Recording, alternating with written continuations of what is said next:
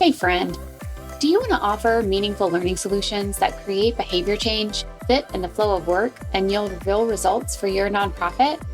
If yes, this is the podcast for you.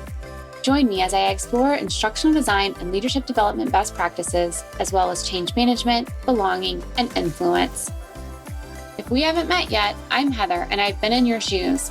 I'm a learning and development consultant and founder of Skill Masters Market. Before starting my business, I led learning and leadership development initiatives for a large national nonprofit. I know what it's like to need to develop your staff quickly and effectively and to build the relationships and cut through the organizational layers to be successful. And I'm bringing all of that to you in this podcast. So block your calendar, turn off your Teams or Slack chat, and let's dive in. It's learning for good. Purchasing and providing off-the-shelf courses is a common approach to training and development. Off-the-shelf training providers like LinkedIn Learning or Udemy have a fully stocked library of courses on pretty much every topic imaginable. And many times, it's cost-effective. And so it makes sense that organizations are drawn to them. But one of the limitations of off-the-shelf training is the lack of context, the scenarios, the skills. They're going to be more general because they need to appeal to a larger audience. And my concern is that context is often needed to make the training relevant and meaningful. So when I heard about Interfaith Ministries for Greater Houston and how they were combining off-the-shelf courses with more contextualized learning, I knew I wanted to bring this case study to you. Is it possible to combine off-the-shelf learning with tailored content? That's what we're going to explore today. Let's dive in. It's learning for good.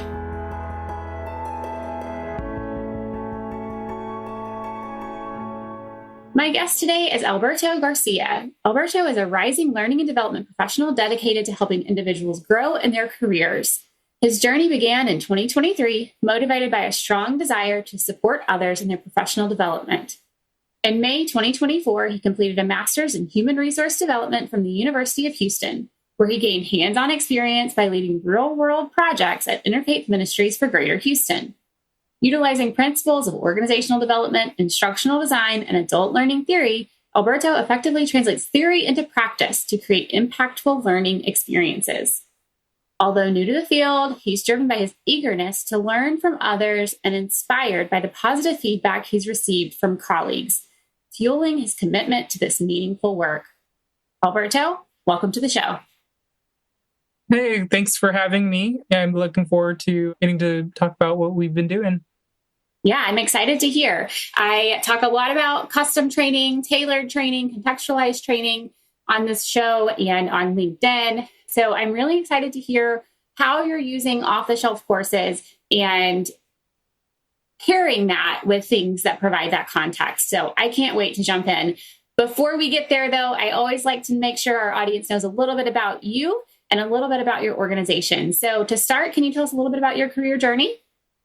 So I would say my career path is a little bit unique, but I guess a lot of people probably would say the same thing. So I actually started out studying history and education, and I even taught high school history for a year. After that, I stepped away from education and teaching, and I spent the last decade working as a bartender. So I knew bartending wasn't going to really be the long-term career path for me. So I started researching different fields, and then human resource development really stood out for me as a possible journey for me because it still applied a lot of those education and teaching aspects, but it was really shifting the focus towards adult learning. So in 2023, I started grad school at the University of Houston. I graduated in May 2024. So this is still a recent change for me, but I've really enjoyed learning and developing new skills over the last couple of years. So a lot of the courses that I did at school align with a lot of my education courses from previously. So it did make that transition a lot smoother for me, I think. Plus, last year in June 2023, I was hired on at Interfaith Ministries as an HR assistant, but it was a temporary position. And from there, I was able to apply a lot of the projects from school into work. So it was made it a dual effort where I was able to actually do a project, but apply it to the real world, which I think helped develop my skills a lot quicker. And being fairly new to the field, I think it was a very good learning experience and a learning journey. I still feel like I need to learn a lot more, but so far I think I've done a lot so far at Interfaith Ministries. That's great. And you probably learned a lot about adults while bartending. So now you can combine all of that experience into one. But no, what I love about what your career journey, what your path has allowed you to do is you were able to take those courses, but then you were actually doing the contextualized learning as well because you were able to use real world projects in those courses. So super excited about that because it really segues into our conversation today. Tell us a little bit about Interfaith Ministries for Greater Houston. I know that's where you're working now. It's where you started with that temporary position while you were in school. So tell us a little bit about the organization itself, just so we have that context before we get into what you're doing with off-the-shelf courses and tailored learning. So Interfaith Ministry is a nonprofit here in Houston. We like to say that we focus on 4 main missions. So the different areas that IM contributes to the community include the Meals on Wheels program, which helps feed homebound seniors and their pets. We help to provide meals to over 5,000 clients across 5 counties in the Houston area. We also have the Refugee Services area, which helps support newly arrived families coming to the U.S. They help with benefits enrollments, employment, social adjustment, just everything to help somebody transition from their home country to the U.S. and to achieve that self-sufficiency once they get here. Third area is the interfaith relations and community partnerships. So this program helps connect the faith communities in the area to come together through collaborations and service. So just going to all the different faith communities and making sure that they're communing and helping each other out as well. And then lastly, we have Volunteer Houston, which helps connect the people to volunteer opportunities across the Houston area. So the mission is to help support the community. There are a lot of different activities that we do that supports that. And I think IM is a pillar of that support. That's great. And with so much going on, so many different kind of areas that you all focus in, tell us a little bit about where learning and development sits. Who does your L&D team train? Who is your audience, knowing that you have all these different areas that you're working in? I'm basically L&D team of 1. So I'm supporting the staff members in that sense. We currently have about 280 employees with IM.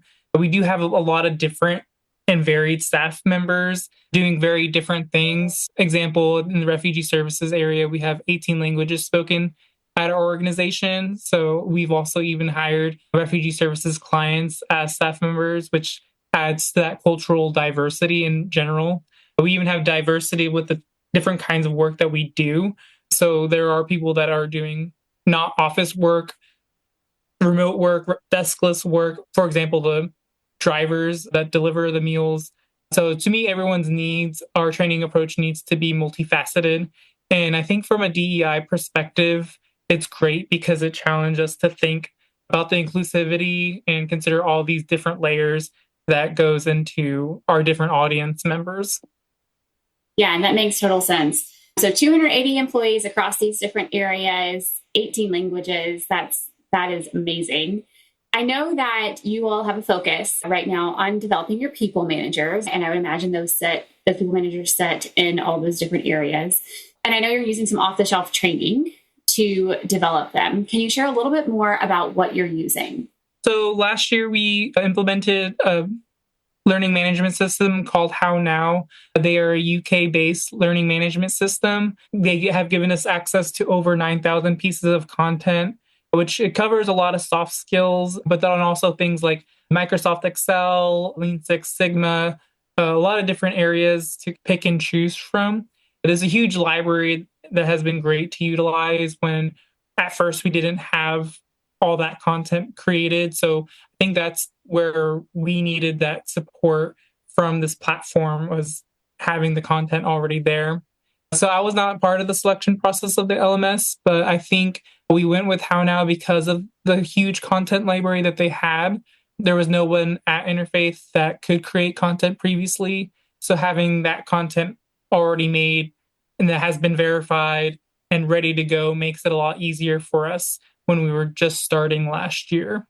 So I know previously they had LinkedIn Learning before, but from my understanding, it was not being fully utilized. From my understanding, it was maybe about 5 people using the platform. So I think having somebody who is dedicated to market the LMS has been really helpful. So now we get anywhere between 50 to 70% monthly utilization on the platform. And we have been doing a lot of different work to push content to staff and use it as a space of learning. That's great. And that is a lot of content. It's a lot of off-the-shelf courses. So how do you identify the needs of the different people managers to know which training to offer or promote to them? So I think through that process, we identified the core manager skills through survey data and just speaking with the staff members. We did things like exit interviews, engagement surveys. Our HR team is pretty active in communicating with the departments one-on-one. I think that has been helpful with trying to get HR initiatives in general put in place because our team is generally pretty helpful and they want to be helpful and want to be involved. So with all the different surveys and all the different things that we've been doing, we identified these core areas to start for our training. So we did interviewing as one of the first modules that they take. So we try to make it make sense to build your team. You have to start by interviewing people to add to your team. So, and there is a skill set there with knowing what questions you can ask, how to be fair, knowledge of age requirements, and knowing what questions you can and cannot ask. Then we get into giving and receiving feedback. And now that you have your team, you're going to have to need to provide some feedback to help with their growth. That takes a lot of communication and listening. So that is a component of this section. We also wanted to do the performance management. So it was more teaching how Interfaith does performance management process here and knowing how to do the goal setting process, entering into the system. And then, of course, coaching. So coaching, you are providing feedback, but being a coach is a little bit different than just giving feedback. Coaching, we do this great series on there. I forget what platform it's from, but it's called Coaching from Rookie to Captain. So it goes from the skills of having coaching conversations from newer employee to somebody who would be considered an MVP on your team. So we've gotten a lot of positive feedback from this series in particular that people really engaged with that coaching piece. And we also have conflict resolution. So conflict is inevitable in teams. I believe understanding that is a key skill, not just for managers, but for really everyone. I do the modules from Jeff Havens. They provide a little bit of humor in their role plays that they do, because I always think in the grand scheme of things, a lot of conflict that happens in the office can be considered pretty minor, but knowing that it can fester if it's not addressed is the real issue at the end of the day. And then we're in meeting management is next. So managers, you start to attend a little bit more meetings as you climb up the corporate ladder. So you're just invited to them and you sometimes will have to lead them. And I think people struggle with attending all these meetings just because they don't feel productive. So setting agendas, having action items, meeting minutes helps cut down on that fluff that happens. And then lastly, we do an employment law 101. So HR does want to make sure that you're not violating any laws. My boss, she's a JD, so she does a little bit of a case study with them. So that helps. So this section just goes over an overview of some of the laws like the Civil Rights Act, ADA, FMLA, OSHA. It doesn't go super in depth, but I think just having a lot of that information in the back of your mind helps when a manager is going through their day-to-day with their staff. Do you wish you could connect with other nonprofit learning and development leaders? I know what it feels like to want someone to bounce ideas off of and to learn from, someone who really understands you and your work. Imagine if you could have a simple way to meet people in the field, ask questions, and share information. That's why I created the Nonprofit Learning and Development Collective, where nonprofit L&D, talent management, and DEI leaders can connect with each other quickly and easily in a virtual space. When you join this community, you will walk away with a new, diverse, and powerful network and a sounding board for your staff development needs. So if you're ready to exchange ideas and collaborate with your peers, come join the Nonprofit L&D collective.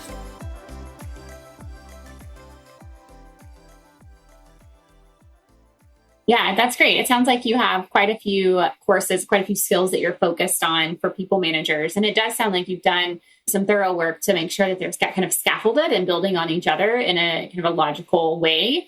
That is all great. One of the limitations that I have found in off-the-shelf training is that lack of context, because it's hard to have the context that you need and also have it work at scale across different organizations and things like that. So while off-the-shelf training is an easy go-to approach because it's cost-effective and scalable and things like that, it does often lack that context. So I know we talked before, and you all are taking some steps to add context for your people managers because you want to make sure that it's tailored to what they are experiencing in your organization and your community specifically. So how are you doing that? How are you providing that context to go along with these kind of off-the-shelf courses? So we're actually in the middle of our second cohort of managers, and I feel like we didn't really do this the first time. So we changed things up a little bit. So we're doing this a couple different ways. So first, I send weekly emails, sometimes more often, of different PDF guides, blog posts, news articles on the different topics. So I'll send something like a one-on-one agenda template, coaching self-assessment, a blog post about conflict in the workplace. It can serve as an extra resource that they can use instead of just watching the videos online. And it's something that they can immediately implement into their work as well. But this also serves as kind of like a reminder, hey, complete the modules on How Now. I know managers are busy, and taking time to watch some videos isn't always the most top priority thing for somebody. But I like to say that I'm that cheerleader in the background motivating them to finish everything. But I've gotten a lot of good positive feedback from, especially the coaching self-assessment that we did. Somebody let me know that they had given it to their staff members. So they did the self-assessment for themselves, but then they also handed it over to their staff members and they did the self-assessment of them. So I think that was a really good 360 feedback on their current skills and what they may have thought of what their skill level was different than what their direct reports thought of them. So that's been great to hear as well, that they've been utilizing the actual things that I've been sending. And then we also do monthly meetups virtually. So we had our last meetup last week. So we discussed the things that they learned from the previous month. So last week we met and discussed coaching, conflict resolution. So during the meetings, we do conflict scenarios. We did a role play. But last year when we did this, it was a lot of me talking at them. But then this time we shifted it to me asking them questions, and then they're telling me what their responses are. We're doing the case studies. We're doing, the role play, which I really enjoyed. One of the goals that we have for this manager training is to develop a dialogue amongst this level of management. We have the executive team meeting like every week. I know the director level staff, they meet regularly, but now we want the lower and middle managers to have that same dialogue happening on a regular basis. And so far, we've had great discussions that have come out of these meetings that may have not happened otherwise. I love that you're building these relationships in those monthly sessions. One of the things that I talk a lot about on the podcast and on LinkedIn is how important social influence is in any sort of behavior change, and how important those relationships are, and what an opportunity we have in training to build those relationships cross-functionally, because you bring people together in training that might not otherwise sit in the same room. They're not necessarily on the same team. They're not necessarily doing the same tasks. And so to use that time to build those relationships, then go back with them into the workplace. So like you're saying, you're creating that dialogue for people managers because you're creating those relationships during those monthly sessions. So not only are you providing just-in-time resources by email and the context with the scenarios and role plays in those monthly sessions, you're also creating relationships that are going to last them the entirety of their career at Interfaith Ministries, but also potentially if they move on somewhere in the future, they take those relationships with them, and that's so incredibly valuable for them. Yeah, and like I said, we're in our second cohort of managers. So I do want to bring the first cohort and the second cohort together and see if they can also start learning from each other as well and continue that dialogue beyond this cohort. Yeah, that's great. Using the kind of that alumni group as part of the process is great. So, Alberto, is there anything else that you would want our listeners to know about what you're doing with training at Interfaith Ministries? I think being in this space of training and learning and development, I've learned that everyone's different. This first cohort was very different from the second cohort.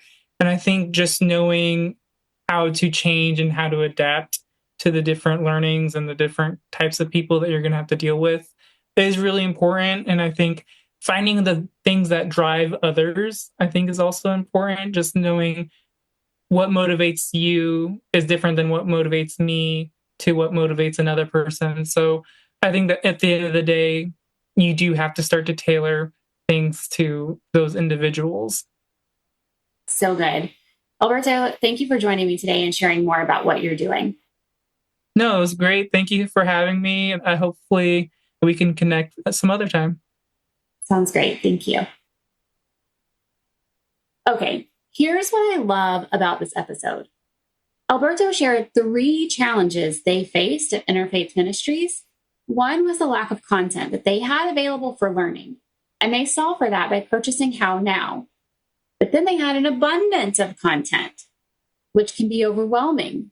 So they solved for that by identifying the core skills that people managers needed and then identifying the training that supported those skills. But still, they had another challenge, and that the learning wasn't contextualized. It was off the shelf. So they solved for that by creating the just-in-time resources to support implementation, and with those monthly sessions where the people managers can discuss what they learned in the context of their role and in their organization. And they did all of this with an L&D team of 1. We cannot underestimate our power in L&D. We have to find those challenges, those pain points. We have to solve for them, and we have to stay adaptable. We are making a difference. Did this episode resonate with you? Getting to see firsthand, behind the scenes, what one organization is doing? Are you curious what other nonprofits are doing? Come join us inside the Nonprofit L&D Collective and get a firsthand look at other nonprofit L&D teams. I'll see you next time on Learning for Good. Hey friend, was this episode helpful for you? Did you like what you heard? Do you want more content like this? Here are 3 things you can do. Hit subscribe. Leave a review on Apple Podcasts or your podcast app of choice. Share this episode with a colleague. This means so much to me personally. I read every review, but it also helps me learn what content you like most so I can create more of what you want. All right, turn that Teams or Slack chat back on when you're ready, and I'll see you next time on Learning for Good.